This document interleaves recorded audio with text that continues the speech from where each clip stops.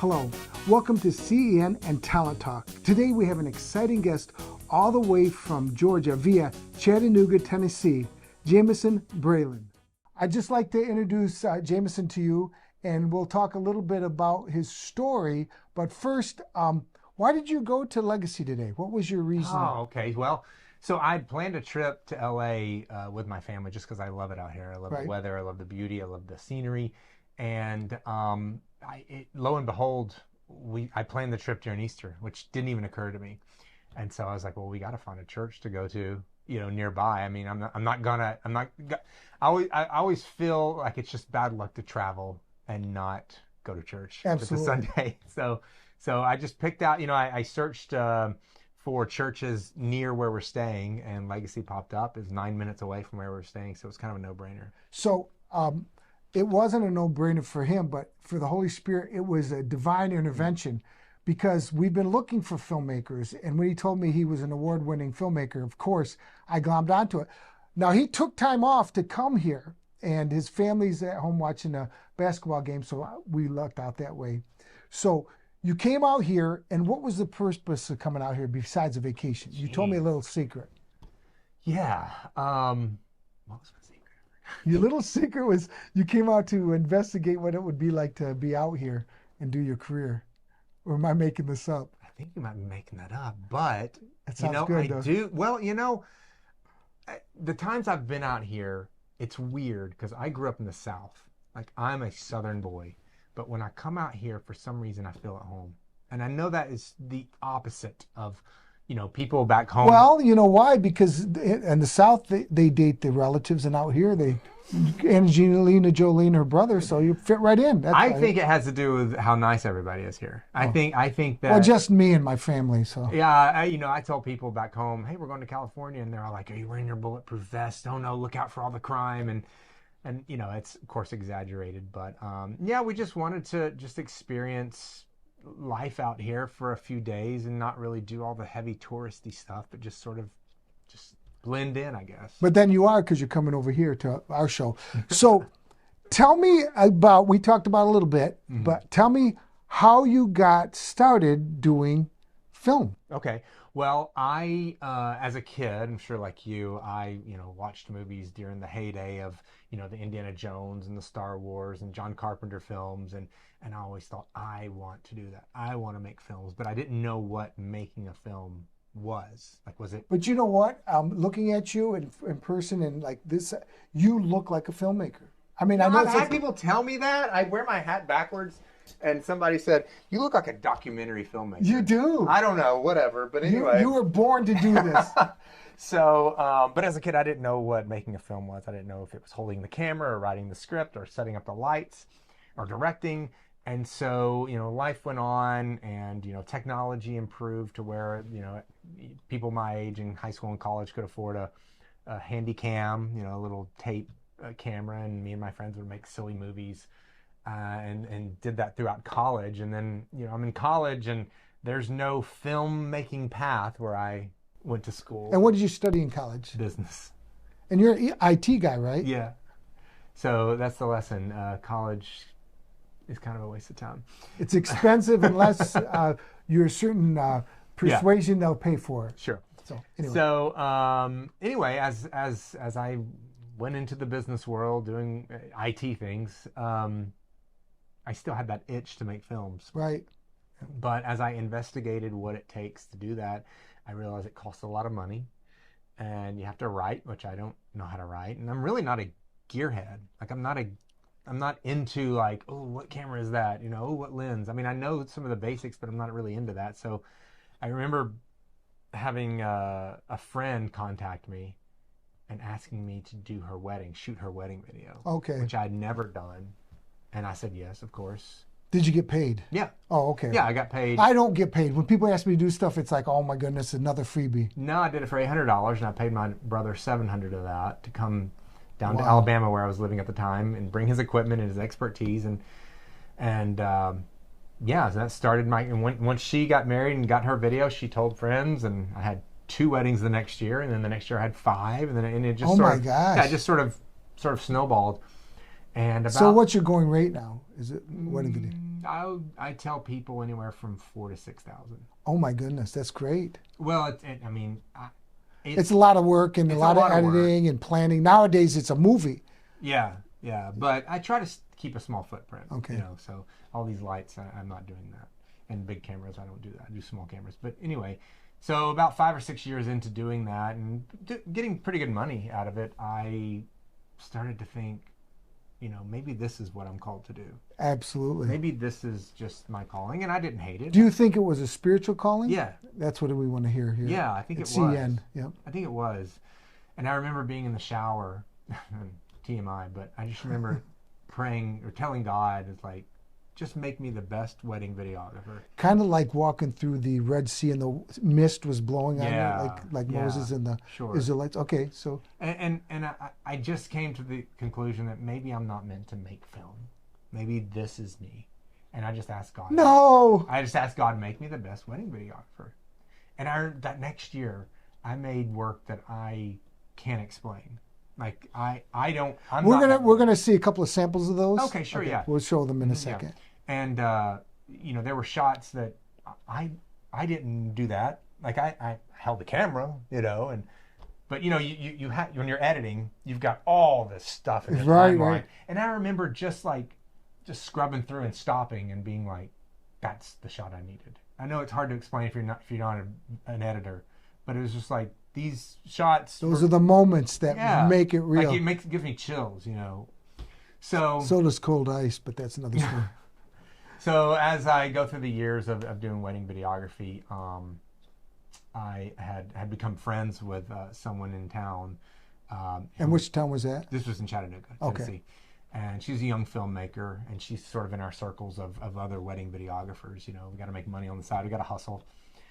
And she had always saved up her money and hired crews and made these amazing films on the artsy side, I guess, of things. And they're amazing work. But I told her, I was like, wow, I wish I could, you know, do what you do. Here I am, in my 40s, and she's in her 20s. She's like, well, just do it. I'm like, yeah, I don't know how to write. I don't know the font to use. I don't know, you know, the spacing. And you were saying the formatting, yep. Yeah, the formatting. Like, that was holding me back. The formatting on paper is what held me back for years, which is crazy. Because I had all these stories. You know, you can equate that to the Bible. It's like, we know how to live, but we need the format, which is the Bible. Exactly. And it gives us the roadmap to get there. But then sometimes we get held up in format. The legalese. Formality. Yeah, exactly. She said, you know, just take a pencil and paper and write, which seemed ridiculous in this day of technology. But I did it, and the whole story just flowed. My first film called Hit on the Head, it just flowed out of me. Like it was automatic. I don't know how to explain it. And then I typed it up using an online service that sort of formats everything for you. You know, technology, thank you. And so I talked to some other friends in the wedding business who do what I do. And you know, I tell people it's not every little boy's dream to grow up to be a wedding videographer. And I think most wedding photographers, wedding videographers, they don't dream of working in the wedding industry. It's a great industry to work in, but we don't want to have clients. We want to create something on our own. Right, exactly. So we want to do what gives us passion. And so, you know, going to these other guys and saying, hey, you know a lot about lighting. Would you like to be involved in a film? You know how to set up a C-stand. Do you want to be a grip? You know how to work a camera more than me. Do you want to be the DP? And so, yeah, we collected a cast and crew of about 14, 15 people. Some I paid. Some wanted to do it for the experience. Wow, that's great. Went through the process of getting insurance. Well, you know, this is what's interesting. People think you have to be in Hollywood to make a movie. And you're in the middle of Chattanooga, Tennessee, and you had 15 people that were willing to work with you. Yeah, and that's the thing, as we were talking earlier, a lot of people want to make film. A lot of people want to act in a film. A lot of people want to work behind the scenes. They just need that one person to say, let's do it. Because there are a lot of followers, but there are not a lot of leaders. And I use that term loosely. I don't want to say I'm a leader, but a lot of people need a catalyst. Yep. Say, you know, so for me, I did all the unsexy stuff, like got liability insurance, talked with... Wait, what's that?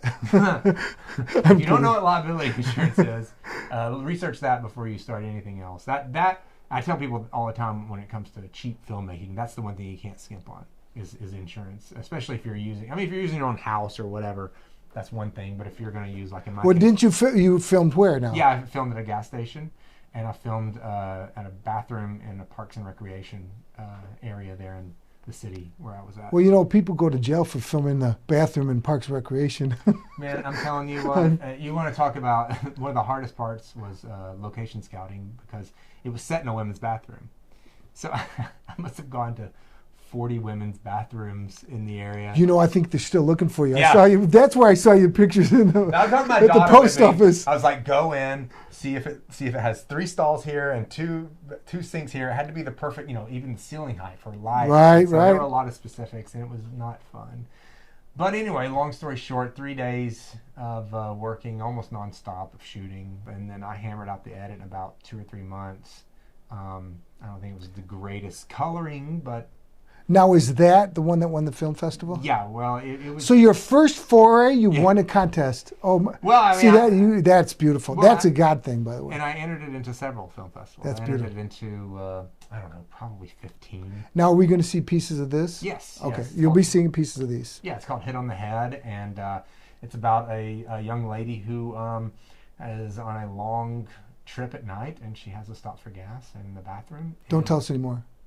Well, I'll tell you that thrillers made in a bathroom, I know that's a trope. It's a common trope, but that's how I wanted to start out. I wanted to do something simple, easy, scary. Now, where did you get the idea? Oh, yeah. So if you'll show these clips, but a friend and I were driving, and we were at a red light and just randomly looked at a car with a bunch of family stick figures on the back. And he just made a comment and said, what if that was a serial killer's car, and that's how many people they've done a hit on instead of their family. And I was like, I never thought of it like that. And so that's sort of the precipice. Well, it seems like there'd be a bundle of sticks from where they dismembered him on the car. Surprise ending at the end, and you could even put a link somewhere to show where that video is. And amazingly enough, after it did all its film festival runs, I put it on YouTube. And I know nothing about the algorithms or the science about when to post or what to post, but it's got nearly 200,000 views now, which is great to me. I'm not earning a dime off of it, but I like that people are enjoying your creativity. Exactly. So then you were telling me you did this film, and it was 3 days of sheer horror because it was 10 hours a day. Baptism by fire. 10 hours a day. 10 if I was lucky. Filming, but you were up for 3 days straight. If you do what we do in this industry. Yeah. And so after that, what did you do? You just say, oh, this is too much work. I'm just going to keep my regular job? Yes, that's exactly what I said. I said, I never want to do this again. And then what happened? What inspired you? About 3 months later, my DP said, so when are we doing our next one? Because he got a thrill out of it, and I got a weird thrill out of it too. And you eventually miss it. And, I'll tell you what really moved me was after I said that's a wrap on my first one, I saw people, I saw Grips, and I saw my AD and my best boy there in the background, and they were just high-fiving and hugging. And that's beautiful. I was like, I made something real for them. It wasn't just something I made for me. I made something they think is real. Like to them, this is like a summer camp or something. And so that was really a pivotal moment for me, I think. So now you have all these hats, right, that you wear. And what do you think is your strength? As strange as it sounds, I feel like it is organizing people. Okay. And I know as a director for a short film, you do wear a lot of hats. But I feel like organizing people and making people feel important, making people feel wanted. It's very easy in a stressful situation. This sounds like a dad. No. Yeah, of a daughter. Yeah, and I got 2 of them. So, but yeah, making people feel like they're important. I think a lot of times it's very easy in a stressful situation, especially on a small indie film set. You're wearing so many hats to not give attention to the people. How do you detach from, okay, you're a writer, then you're a director, then you're a producer, then you're an editor. Do you find it hard to get on the set and say, okay, now I'm just directing, as opposed to 100%. screwing with the script. 100%, because, you know, on a real film set, you know, a director directs the actors, you know, and, you know. Unless you're Stallone or whoever else does everything too. Right. And it was there were moments when we'd do a scene and the actor or actress would do their thing, and I'd say, all right, cut, next. And they would be looking at me like, how was it? What can I do better? Right. You know, and I was like, no, you're great. Next, you know, and that came back to bite me in a lot of shots. So I learned in my second one to really give the actors and actresses more instruction, because they want that. They want to, Well, too, it's the level that they, their ability level too. Like if they're a seasoned actor, they come with all sorts of ideas already. And if they're younger, I find out you have to kind of work with them on that. But yeah, what you're saying is that you're kind of like what do you call it? Like you're trying to corral snakes. Yeah. Because they're all, Cat wrangler. because you have to deal with their egos and you want to be true to the script. But then the cameraman says, oh, the shot was off, we got to do it again. And, you know, actors will take as many takes as they want to make them feel good. I can't remember the person's name, director. They'd say like, oh, how was the shot? He says, do you got one more in you? He goes, yeah. He goes, next. Because he knew that he had the performance. Right. And so you did this shot, and then you did the second one, which was what? What was that? Night Mommy. And I was so blessed. We were at church, and there was this family that we're friends with, and I don't know why, they just got such a thrill out of the fact that I made a movie. And one of their daughters was really interested in being in the movie business. And so I kind of knew that going in. And he said, so what's next for you? I said, well, I've got the script written, but it requires a house for 6 days. And I don't know if I've got a place. He's like, why don't you do it at our house? They have a beautiful home. I was like, are you sure? I can never find people like this. Yeah. I need you. So he said, yeah, we'll go out of town for 2 weekends in a row. So they went out of town, and they left their oldest daughter. She was my PA. Oh, my gosh. And we shot Friday, Saturday, Wait, Sunday. she wasn't the lead in your movie? No. Whenever people do they go, well, unless you make me a lead. Yeah, I know. Do you remember Ed Wood? Yeah. And he did all his, he put the guy that funded him, the chiropractor in the lead. You know, that's me. I have to put people in. But see, they're a family of engineers, and they know that their daughter's passionate about that. And they said, if she can just see it happen. I said, she's either going to never want to make a movie again, or she's going to want to make more movies after this experience. And what did she say? She wants to do more. Will she work for free out here? No. Maybe. No. All right. So, and then what did you do with that one? So we're still in post. So, okay. I mean, we're inches away from finishing it. We just have. Is there any clips I can show? Yeah, absolutely. Okay, Well, we'll show you some clips. Yeah, I got the trailer out on YouTube right now, and it's very exciting, and it doesn't give much away about what the story's about. Okay, so what's next? I know you're going to finish this edit, and what are you going to do with this film? So we are going to submit it to some film festivals, not as many as the last one, probably 5, and then I have an executive producer. So tell the audience, like, 1, how much does it cost to submit, and 2, what's the process? Okay. Filmfreeway.com is the no-brainer. You can go in there and see tens of thousands of film festivals. You can search by your location. You can search by genre. You can put in horror, and you can find a bunch of horror film festivals. The prices can range anywhere from some small rinky-dink film festival for $5 all the way up to $50. So how did you choose these festivals to go to? Well, my genre is horror. My genre is thriller, not horror, and a lot of reasons I chose particular film festivals because they were horror and thriller themed, or because they were local to me. Okay. So I did some in Central Florida. I did some in Georgia and some in Tennessee. So somebody puts their film at a film festival, and you won. So you know how. So what's the next process? So you put it in. Now, do they contact you and say, congratulations? Okay. Yeah, the great thing about filmfreeway.com is that's all automated. You even upload your film to your account, and then when you submit to a film festival and pay the fee, you just click the film you've got uploaded, and they see it and they like it. So what do they do once you win the film festival? What do you expect? Somebody to purchase it, or? It depends. I mean, the truth of the matter is there's only a handful of film festivals where there's distributors there. Okay. And the major four, yeah, Bird, Well, I say Sundance. There's probably a good, especially out here, there's probably several, like maybe 20 or 30 that are significant. But at the end of the day, I think it's just fun. I think it's fun to see your film on the big screen and to meet other filmmakers. How far in advance, let's say you look at the film festival, and I'm sure they tell you when it is. Yep.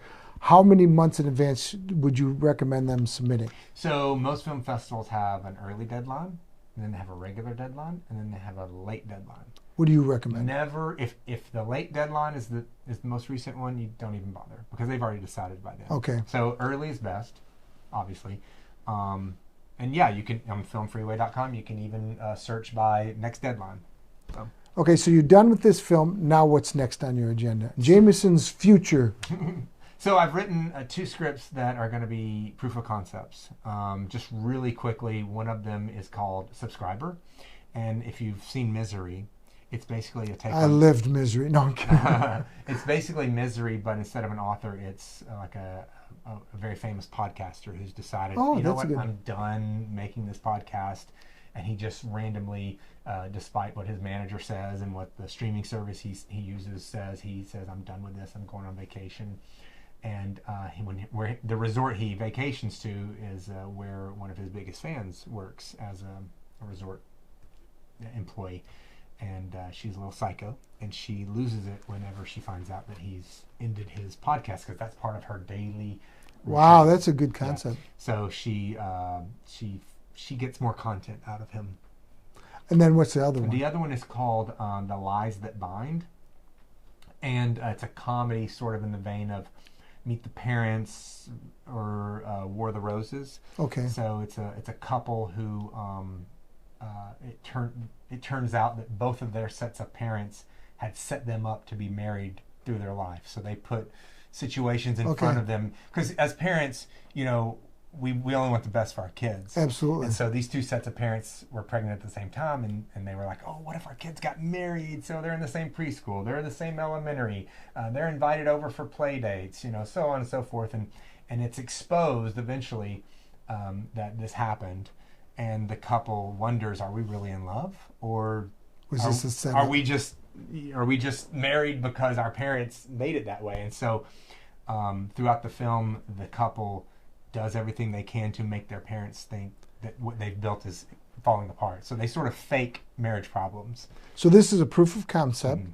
And what do you do with your proof of concept? So, for example, The Lies That Bind, that whole short is going to be set at the dinner table.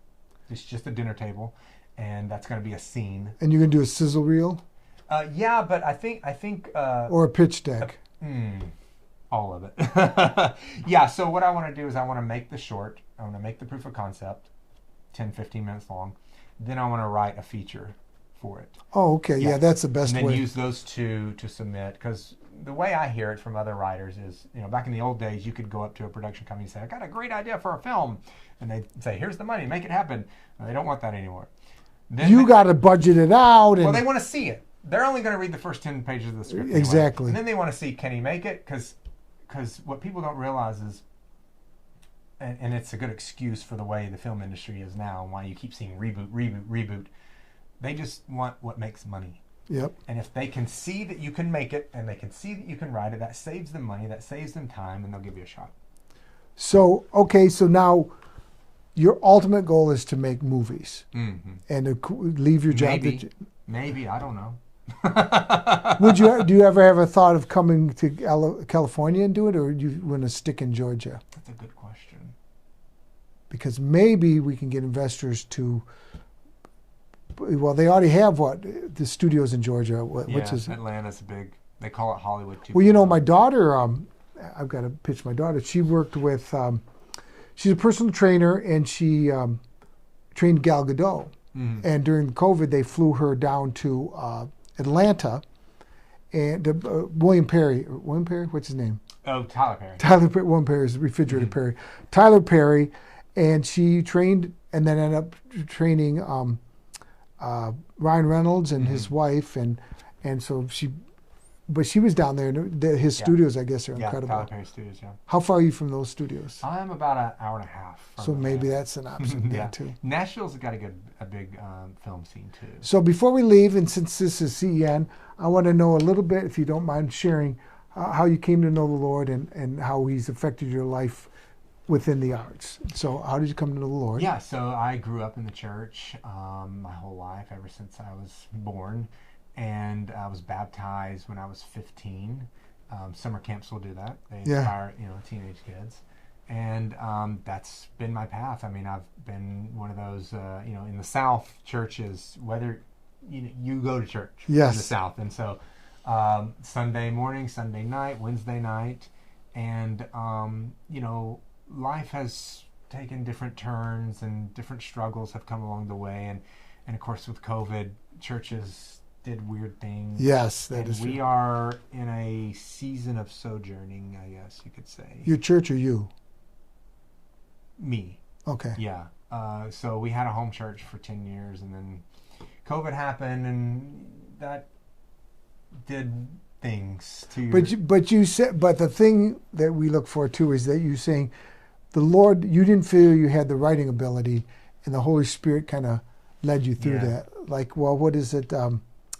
What's his name that writes Lion and Witch and Wardrobe? Oh, C.S. Lewis. C.S. Lewis, the same thing. Oh, okay. And a lot of different writers that are Christians, and that's what we're looking for. And wonderful journey, wonderful life you've led, and I want to thank Jamison for coming on today. You'll be seeing these clips if we haven't already shown them, and also you'll be seeing below a lot of different links. So if you could like and subscribe, and then we'll send a link to your page. And again, I want to thank you for joining us at CEN, and remember to come back to CEN and Talent Talk. Until next time.